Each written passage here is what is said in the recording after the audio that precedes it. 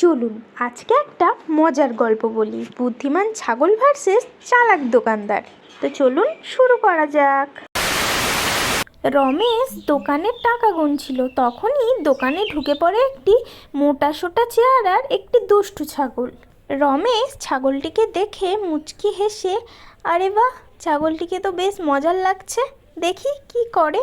ছাগলটি রমেশের দোকানে টমেটোর ঝুড়ি উল্টে দেয় এবং সে টমেটো নিয়ে চিবোতে থাকে। আর তখন রমেশ বলে, এই ছাগল, তুমি টমেটো নিয়ে চিবাচ্ছ কেন? আমি কিন্তু মালিককে বলে দেব। আর ছাগলের এই কাণ্ড দেখে দোকানের সামনে যেসব ছোট বাচ্চারা দাঁড়িয়েছিল তারা হেসে খুন। আর বাচ্চাগুলো বলে, এই ছাগলটা কিন্তু খুব বুদ্ধিমান দোকানদার কাকা, সাবধান।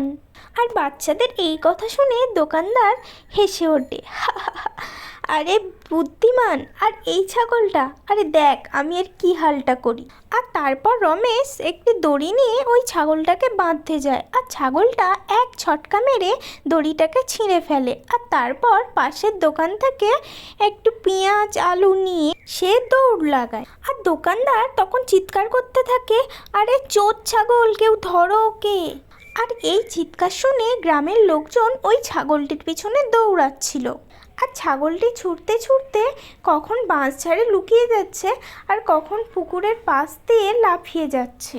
তারপর অনেক ছুটতে ছুটতে ছাগলটির দম হয়ে যায়, আর সে একটি গাছের তলায় গিয়ে বসে সব সবজিগুলো খেতে শুরু করে।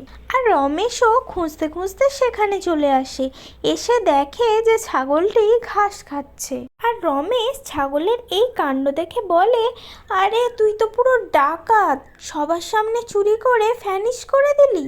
রমেশের এই কাণ্ড দেখে ছোট ছোট বাচ্চারা হাসতে থাকে আর বলে, দোকানদার কাকা, আজ একটা ছাগল তোমাকে বোকা বানিয়ে দিল। আর এই সব কথা শুনে রমেশের প্রচণ্ড রাগ হয়। আর রমেশ দোকানে ফিরে আসে, এসে দেখে যে তার দোকানের একটা টাকাও নেই, সব ভ্যানিশ হয়ে গেছে। অ্যাকচুয়ালি যেটা হয়েছে সেটা হলো, ছাগলটি যখন দৌড়াচ্ছিল তখন সব টাকা ফেলে দেয়।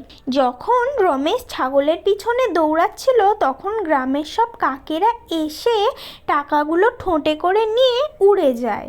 আর রমেশ ছাগল আর কাকের এই কাণ্ড দেখে মাথায় হাত দিয়ে কাঁদতে থাকে যে একটা নর্মাল ছাগল আর কাক আমাকে বোকা বানিয়ে যাচ্ছে, এই বলে সে কাঁদতে থাকে, তার মন খারাপ হয়ে যায়।